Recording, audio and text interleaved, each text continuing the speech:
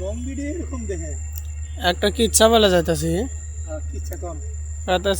এক দেশের ছিল এক রাজা, আরেক দেশে ছিল এক প্রজা। আর এক দেশের এক ছিল আনি। পূজার মাধ্যমে ওই আজা আর আনির বিয়ে হয়। বিয়ে হইলেন তরে ওই আনির কয়েকজন পূজার দরকার। তো রাজা আনির কথা মতো পূজার নিয়োগ দিল। পূজা থাকলো রাজ দরবারে। এমন এক সময় আজার বাড়ির ছিল একটা কুত্তা। তো সেই সময় কুত্তাটা বেশ রাজার বাড়ি খাইতেছে ফিরতেছে, ভালো মতো দিন যাইতেছে, দিন কাটাইতেছে।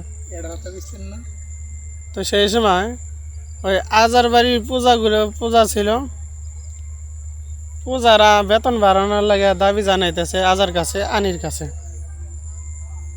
এখন এক আনি কয় যে রাজামশাই, আমি তো আপনার সব কাম কাজ করি, সব কিছু ঠিকঠাক রাখি, আমার বেতনটা একটু বাড়িয়ে দেন।